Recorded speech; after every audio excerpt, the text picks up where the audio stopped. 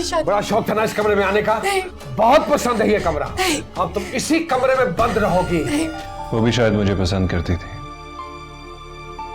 लेकिन हमने कभी इज़हार मोहब्बत नहीं किया।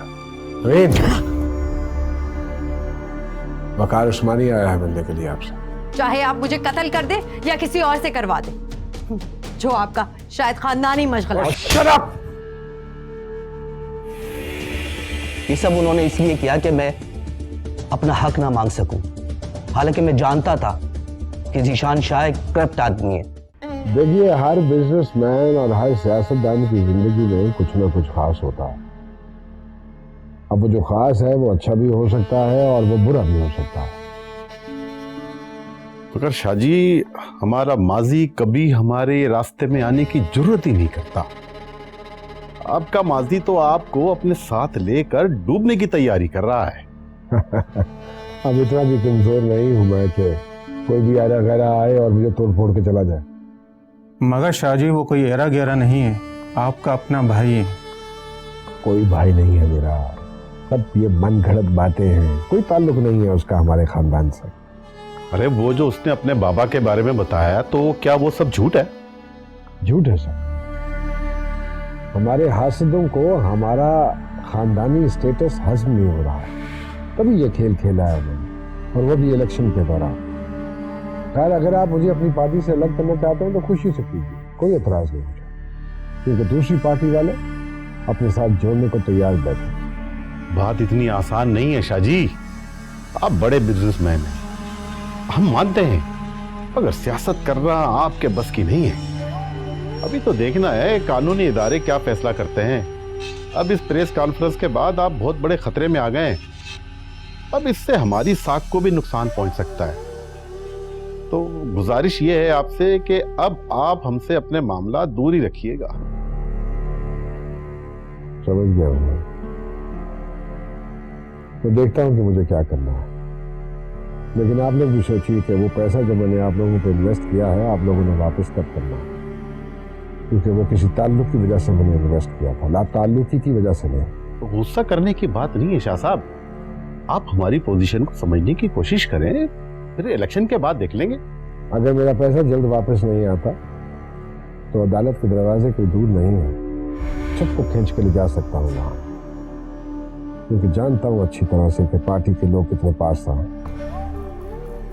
ये शतरंज आप लोग खेल रहे हैं ना, ये मैंने भी सीखी हुई। मुनासिब यही होगा कि जल्द अज जल्द मेरा पैसा रिटर्न कर दें।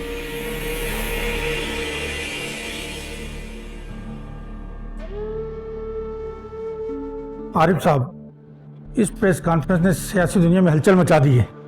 ज़ीशान शाह के ताबूत में बिलाखिर आपने आखिरी कील ठोक दी।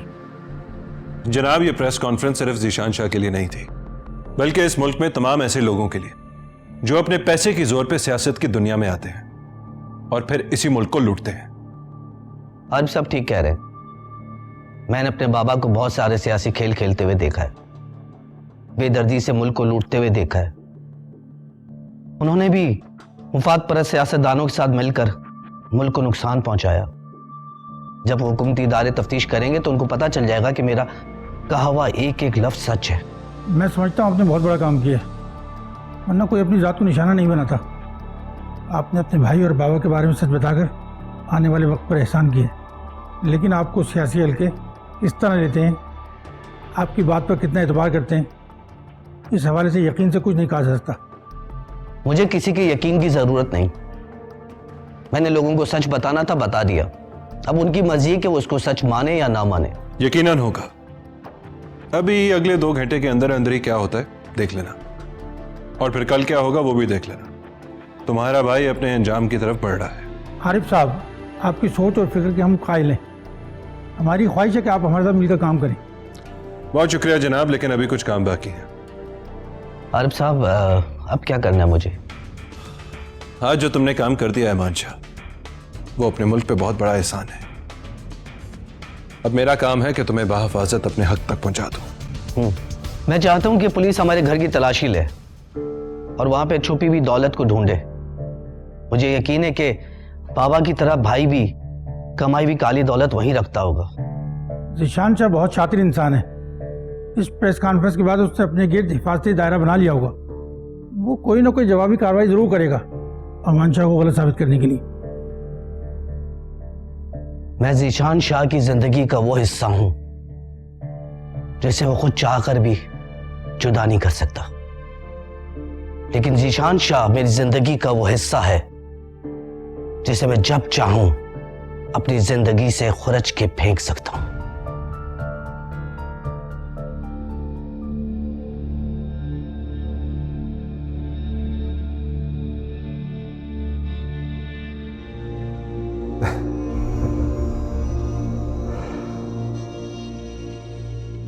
कैसा लगा मेरा इंतकाम? कैसा लगा? मैं आपकी बहादुरी की कायल हो गई, बल्कि आप ही की नहीं, आपके पूरे खानदान की कायल हो गई कि जिस तरह यहां औरत को इज्जत मिली और मुझे भी मिल रही है। बेवफा औरतों को हमारे खानदान में इज्जत नहीं दी जाती है। अगर आप बावफा होती तो आपका यह अंजाम ना होता। आपको शायद वफा का मतलब ही नहीं पता। औरत की तजलील आपके बुजुर्गों के हाथों देखते देखते आप भी उसी सफ में खड़े हो गए हैं आज। हो गया हूं ऐसा, बिल्कुल अपने बुजुर्गों जैसा। तो लेकिन जो कुछ भी करते थे मेरे बुजुर्ग बिल्कुल सही करते थे।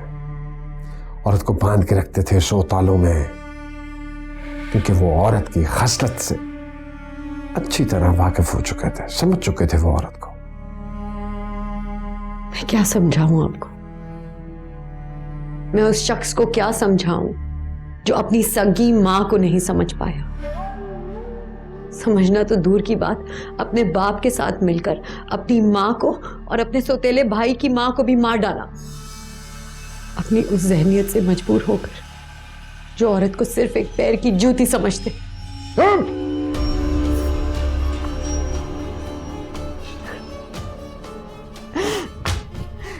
किस हक से आप मुझ पर हाथ उठाएंगे? अब मैं आपकी बीवी नहीं हूं और मैं अपने साथ ये जुल्म बर्दाश्त नहीं करूंगी। क्या कर सकती हो? क्या कर सकती हो तुम? क्या कर सकती हो? बोलो, क्या करोगे? क्या करोगे तुम? कुछ नहीं कर सकती, कुछ भी नहीं कर सकती तुम, क्योंकि ताकत से लड़ने में और नफ्सों से लड़ने में बड़ा फर्क होता है। रहम खाया है तुम्हें, इसलिए जाने दे रहा हूं यहां से। हैरानगी हो रही है, होनी भी चाहिए, बिल्कुल होनी चाहिए। पहले अपने निकाह से निकाला, अब अपनी जिंदगी और इस घर से निकाल रहा हूं। वो सब कुछ नहीं कर रहा तुम्हारे साथ जो मेरे बुजुर्गों ने किया अपनी औरतों के साथ। पता है क्यों? क्यों लिहाज कर रहा हूं? क्योंकि दिल आया था तुम पे। इसका भी अफसोस होगा आपको शायद। यहां से जाने के बाद उससे मिलना, उसको बताना कि जो कुछ उसने मेरे साथ किया है उसको उसकी सजा भुगतनी पड़ेगी। बताना उसे। आप खुद क्यों नहीं कहते थे? या आप कह नहीं सकते? बड़ा घमंड है उस पर, बड़ा घमंड है, होना भी चाहिए, क्योंकि अभी तक तुमने मेरी ताकत देखी नहीं है।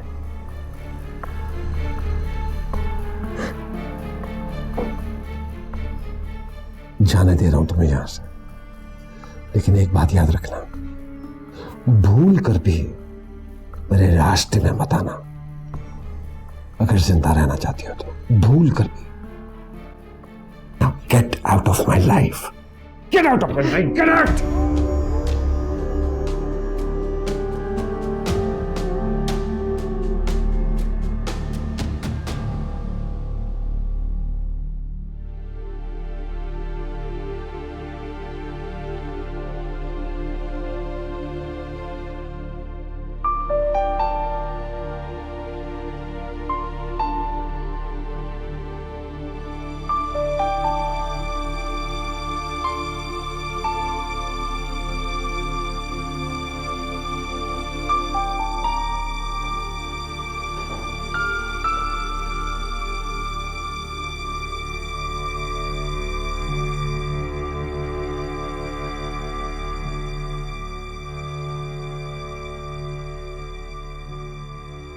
आपस में बांट लो और गांव चले जाओ अपने।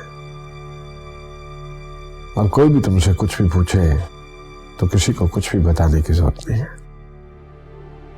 कोई भी कुछ भी पूछे जैसे तुम लोग मुझे जानते ही नहीं।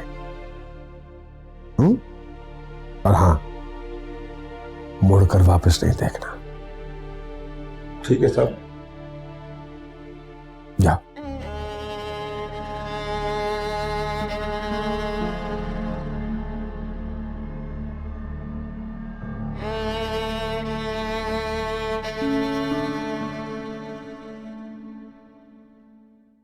उन्होंने मुझे तलाक दे दी। क्या क्या कह रही हो तुम? ऐसा क्यों किया उसने तुम्हारे साथ? काफी दिन हो गए और तलाक के बाद उसने उसे एक कमरे में कैद कर दिया था। बड़े जुल्म ढाए उसने। ये एंटी करप्शन वाले क्यों आए मेरे घर पे? पूरा घर सर्च कर लिया उन्होंने। मेरे खानदानी मामलात को छोड़िए, सब जानता हूँ यहाँ पे सबके खानदानी मामलात कुछ ऐसे ही हैं। मन प्यासा यहाँ जिंदगी प्यास है, मन प्यासा यहाँ जिंदगी प्यास है।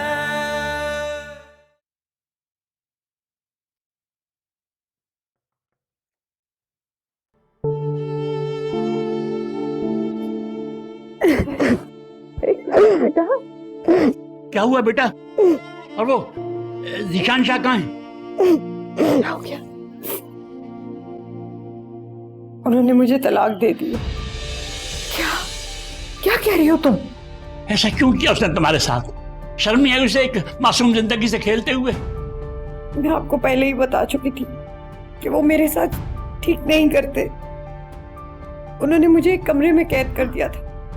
तो फिर पता नहीं क्यों आज खुद ही कमरे में आए और मुझे जाने को कह दिया। नहीं, पर उसने तुम्हें तलाक कब दी बेटा? 3-4 दिन पहले अम्मा। और फिर उन्होंने मुझे कमरे में बंद कर दिया। तो तुमने बेटा हमें क्यों नहीं बुलाया? आपको कैसे बुलाती अब्बा? मैं तो अपनी आवाज तक नहीं सुन पा रही थी खुद वहां।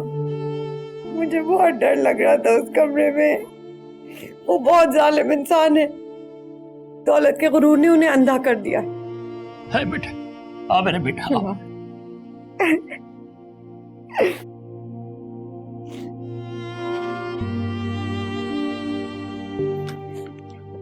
बेटा अब तो सबको पता चल गया है, बल्कि सारा मुल्क ही जान गया है कि जीशान शाह है क्या, उसके खानदान क्या है। क्या मतलब? इसका मतलब है तुम्हें मालूम नहीं है? क्या नहीं मालूम?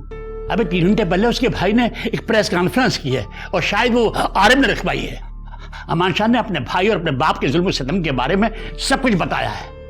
कातिल लोग हैं, मुल्क दुश्मन हैं। नहीं, मैं ये सब कुछ नहीं देख सकी क्योंकि मैं कमरे में बंद थी।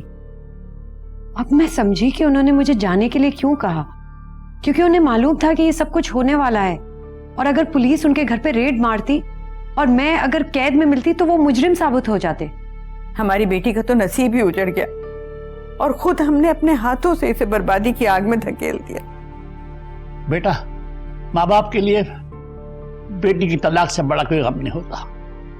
अगर आज मैं गमगीन नहीं हूं, अच्छा हुआ उसने तुम्हें खुद ही छोड़ दिया, वरना तुम उसके साथ कैसे जीती? बेटा, मैं तुमसे बहुत शर्मिंदा हूं। ऐसा मत कहें अब्बा, मैंने तो बस अपनी किस्मत का ही दुख झेला है।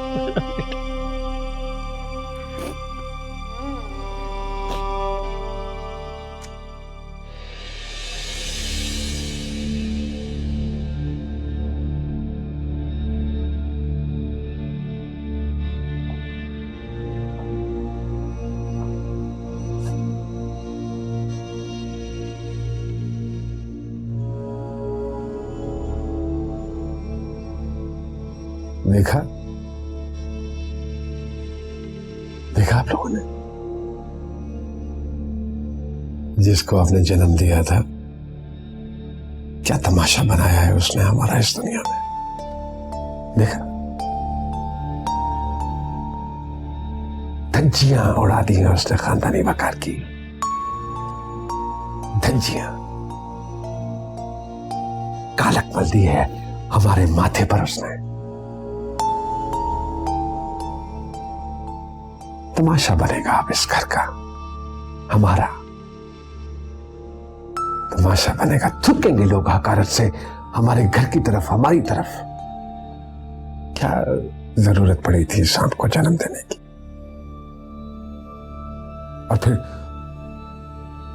उसको पालने की जिम्मेदारी मुझ पे सौंपते। वाह वाह वाह वाह।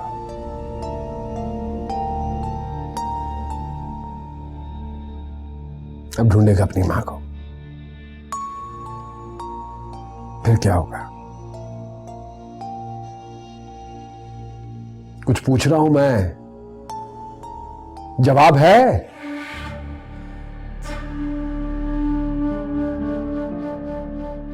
इन दीवारों ने रफ्ता रफ्ता मेरी मां को कत्ल होते देखा है,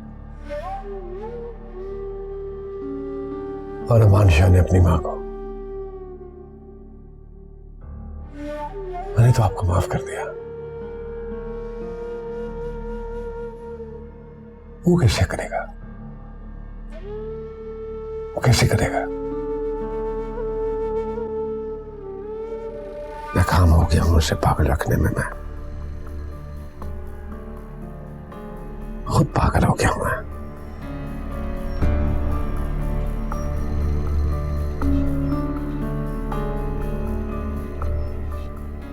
बस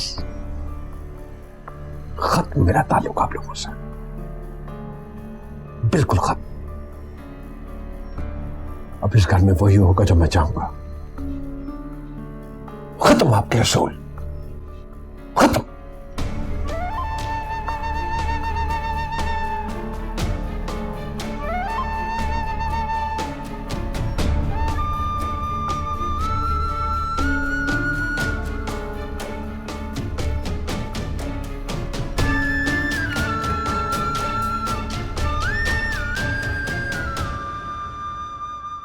जीशान साहब, हमारा ताल्लुक एंटी करप्शन से, हमें आपके घर की तलाशी लेनी है और हमारे पास सर्च वारंट भी है। ये लीजिए।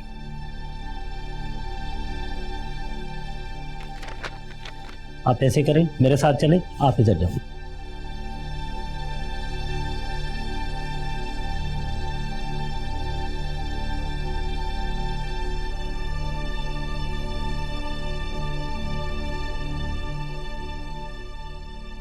बहुत कुछ किया आप लोगों के लिए, याद है ना आपको?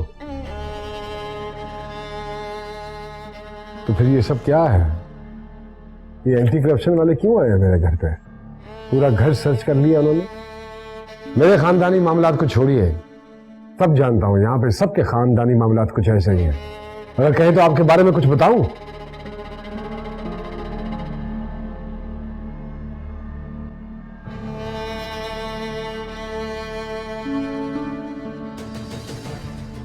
जीशान साहब, आपको हमारे साथ चलना होगा। आपके घर से खुफिया तौर पर रखी हुई करेंसी मिली है और भी आपके ऊपर कई इल्ज़ामात हैं। जब तक तफ्तीश मुकम्मल हो, आप हमारी तहवील में रहेंगे।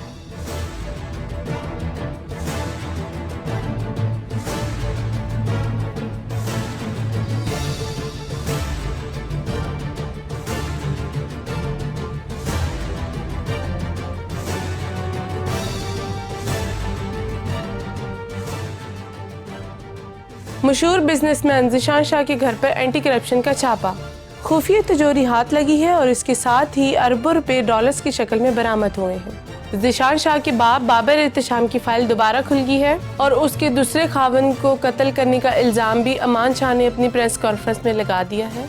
और जो ही हमें ज़ीशान शाह केस के हवाले से खबरें मौसूल होती रहेंगी, हम आप तक पहुँचाते रहेंगे।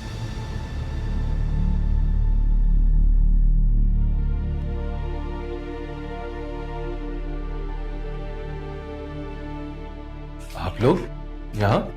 जी, वो जरा नवीन के सिलसिले में बात करनी थी। जी आइए अंदर।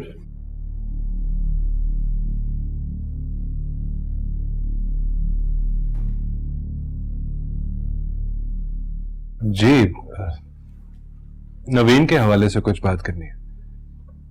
खैरियत तो है? वो ठीक है? अरे कहाँ खैरियत, कहाँ वो ठीक है। ज़ीशान शाह ने उसको तलाक दे दी। क्या? ये कब हुआ? काफी दिन हो गए और तलाक के बाद उसने उसे एक कमरे में कैद कर दिया था। बड़े जुल्म ढाए उसने। अब कहाँ है आपकी बेटी? बहुत मुश्किल से अब उसे घर लेकर आए, इद्दत में। हम कोर्ट भी गए थे, हमें डर था कहीं ईशान शाह के करतूत हमारी बेटी को बदनाम न करें, इसलिए कि उसके निकाह में रही है। इसीलिए हमने वकील से भी बात की। किस वकील से बात कर रहे हैं? मुझे उसका कांटेक्ट दें। जी मैं काट देता हूँ उसका। अब जरा इससे पूछ लीजिएगा वकील से कि कहीं हमारी बेटी के लिए आगे जाके कोई मुश्किल तो पैदा नहीं होगी। जी ठीक है, मैं बात कर लूंगा, आप फिक्र ना करें। और आप लोगों को घबराने की जरूरत बिल्कुल नहीं है। ज़ीशान शाह आप लोगों का कुछ नहीं बिगाड़ सकता। ये मेरा कार्ड भी रख लें। अगर किसी किस्म की प्रॉब्लम हो तो मुझे आप कॉल कर सकते हैं। शुक्रिया बेटा, अल्लाह तुम्हें खुश रखे। अच्छा, अब मैं इजाजत। बहुत शुक्रिया।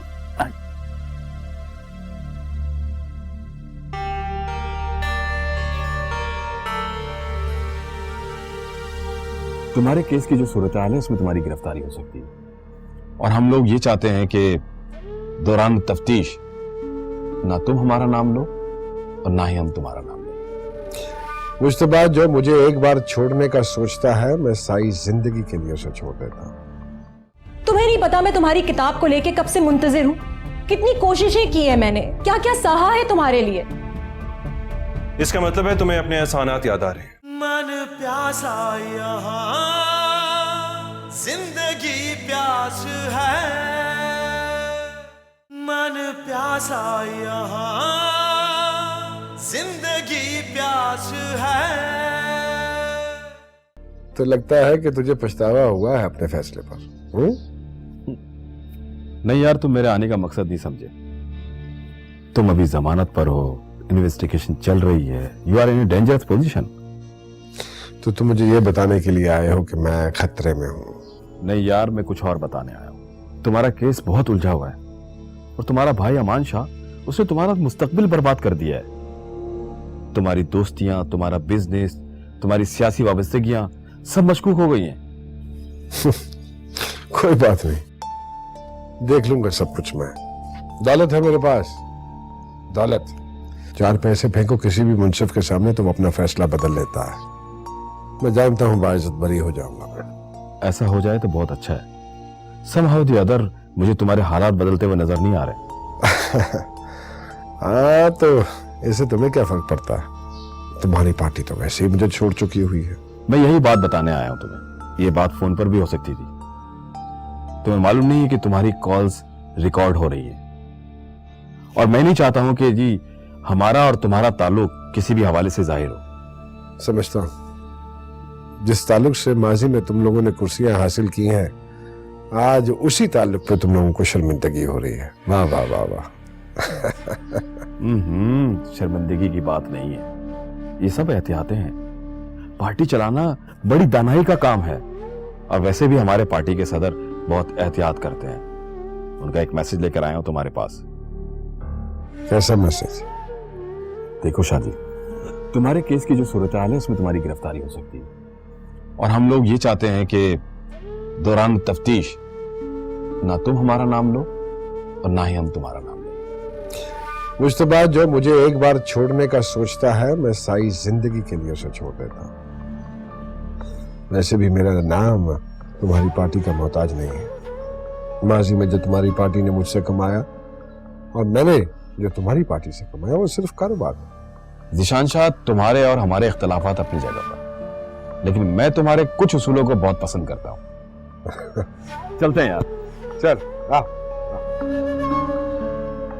लेकिन वही जाते जाते चलो, इस बात का शुक्रिया कि मेरे कुछ असूल तुम्हें पसंद है, लेकिन सच बोलूं तो मुझे तुम्हारा कोई असूल पसंद नहीं है।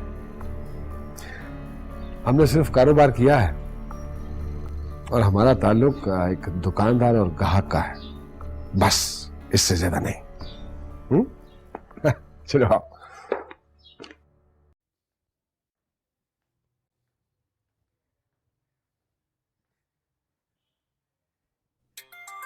बेटा ये वकार उस्मानी का फोन है। आप पूछ लीजिए क्या काम है। जी हेलो। हेलो, अस्सलाम वालेकुम। इश्तियाक साहब बोल रहे हैं? जी मैं इश्तियाक बोल रहा हूँ। इश्तियाक साहब, मुझे नवीन के बारे में तो पता है और मैं ये भी जानता हूँ कि वो इस वक्त इद्दत में होंगी, लेकिन फ़ोन बहुत ज़रूरी था। मैंने सोचा चले किसी न किसी से तो मेरी बात हो ही जाएगी। जी जी फरमाइए। देखिए, एक खुशखबरी है नवीन मेहर के लिए, और वो ये कि उनका मजमा कलाम इस वक्त मार्केट में है और उसकी बड़ी पजीराई हो रही है। जी ये तो बड़ी खुशी की बात है। जी जी बिल्कुल, बड़ी खुशी की बात है। उनकी किताब बहुत तेजी से फरोख्त हो रही है। सोशल मीडिया पे तो बस नवीन ही नवीन नजर आ रही है। वो नाशिर का भी फोन आया था, वो ये समझ रहा है कि नवीन अब तक मेरे पास है, मगर मैंने उन्हें बता दिया कि किताब आरिफ साहब ने शाया की है, आप उनसे राब्ता कीजिए। अच्छा तो फिर?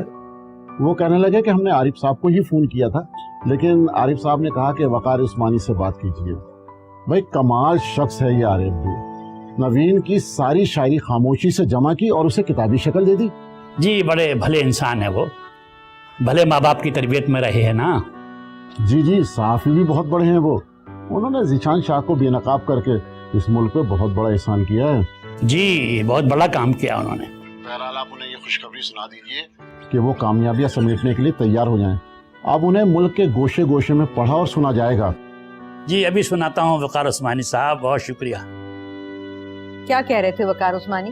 भाई वो हमारी बेटी किताब छप गई है जो आरिफ ने छपवाई है, वो हाथों हाथ बिक रही है, लोग खरीद रहे हैं। वो कह रहे थे कि तैयार हो जाए नवीन अपनी कामयाबियां समेटने के लिए। अब वो बड़ी शायरा बन गई है।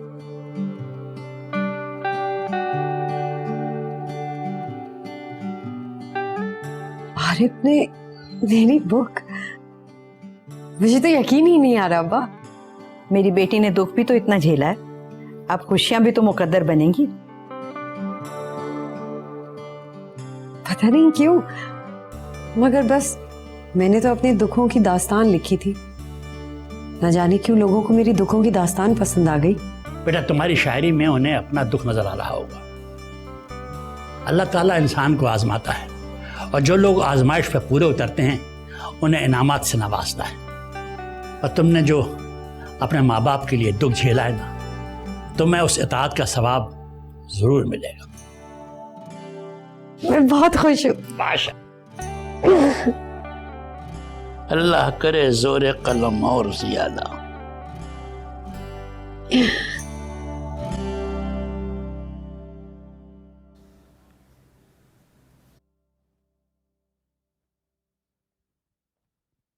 आरिफ, ये सब क्या है?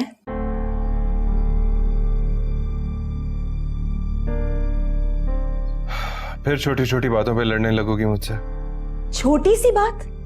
ये छोटी सी बात है? न्यूज, अखबार, सोशल मीडिया, हर जगह ये चर्चा हो रहा है कि आरिफ साहब ने किताब छपवाई है। तुमने नवीन की किताब छपवाई है? तुम्हारी तो अपनी किताब छपनी थी, सारे पैसे तुमने इसकी किताब छपवाने में लगा दिए। अरे इसमें ऐसा कौन सा तूफान आ गया, छप जाएगी मेरी किताब भी, क्या मसला है? मैं कब से तुम्हारी कामयाबी की दुआएं मांग रही हूं, कब से मुंतजिर हूं कि तुम्हारी किताब आएगी, तुम्हारे ख्वाबों को ताबीर मिलेगी, लेकिन तुम किसी और के ख्वाब पूरे करने पे तुले हुए हो। सुमेरा, लोग उसकी शायरी को पसंद करते हैं और उसकी शायरी वक्त की जरूरत भी है।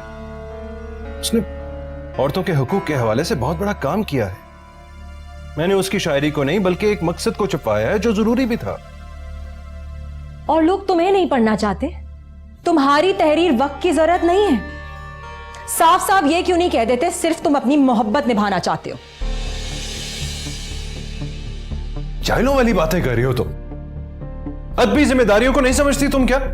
सब समझती हूं मैं। ये वक्त था तुम्हारा खुद को सामने लाने का। वो क्या है तुम्हारे नजरिए और तहरीर के सामने, लेकिन आज वो तुम्हें खुद से ज्यादा बड़ी नजर आ रही है। सुमेरा, ये बड़ा छोटा कुछ नहीं होता, बड़ा वो है जिसके नजरियात बड़े हैं, जो वक्त की जरूरत समझता है, जो इंसान के एहसास और जज्बात समझता है, वही बड़ा आदमी है। देखो, नवीन को मेरी सपोर्ट की जरूरत थी और ये बात मैंने खुद फील की। उसने मुझे नहीं कहा था कि मैं उसकी किताब छपवाऊं।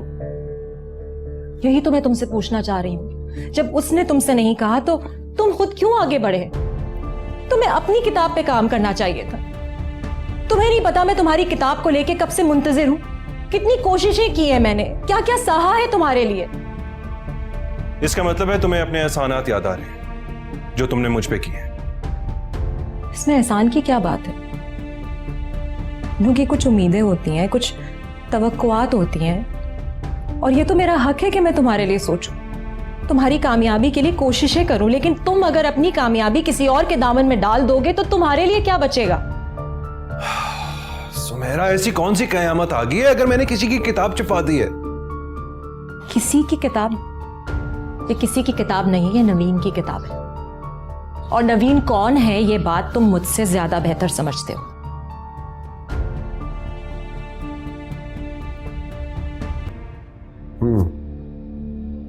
मैं जमानत पर हूं, तफ्तीश हो रही है, करने दीजिए।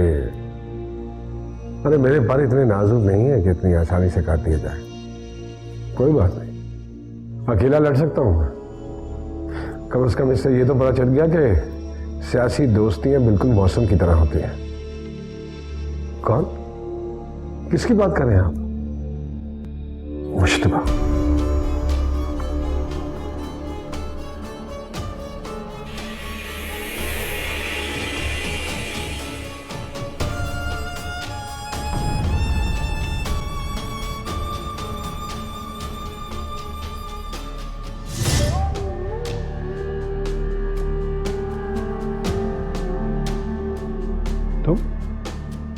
तुम क्या कर रहे हो यहां पे? क्यों? इंसान अपने घर क्यों आता है? घर?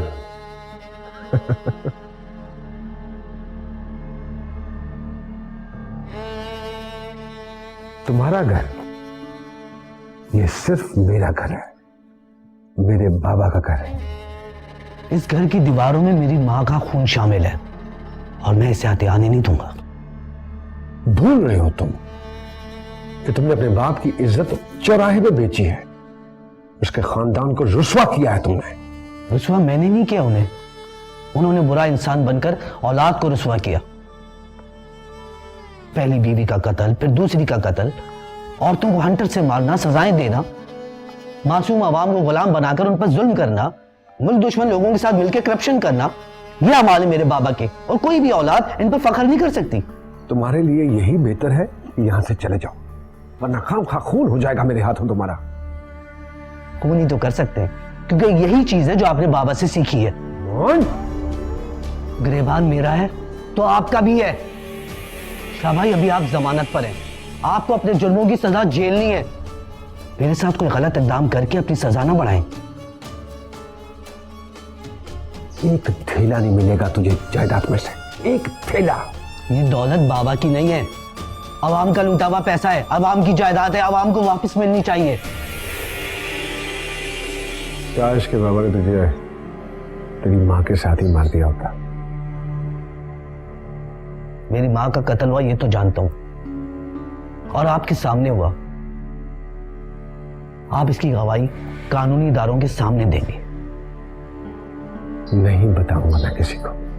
चल जा जा जा, अदालत में जा, मेरे और बाबा के खिलाफ साबित कर जुर्म, जा। ठीक है, फिर ऐसे ही सही, 3 महीने लगे, 6 महीने लगे या साल लगे, इंतजार करूंगा आपका अंजाम देखने की। मायूसी होगी तुझे, क्योंकि तेरी मां गवाही देने के लिए नहीं आ सकती। नवीन साहिबा तो गवाही दे सकती है ना?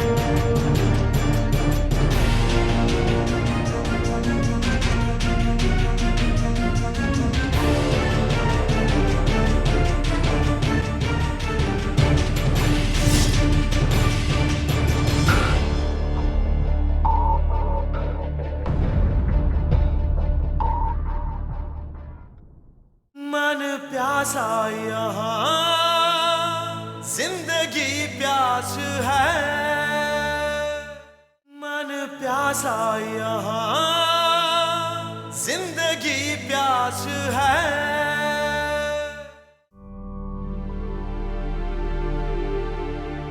आपके वालिद की सारी जायदाद आप दोनों भाइयों में मसावी तकसीम हो गई है।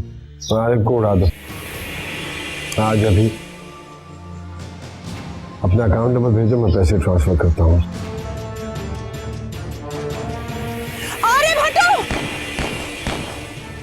जाहिर बात है किसी बुज़दिल इंसान का काम है, बल्कि उसे इंसान कहना भी इंसानियत की तौहीन है।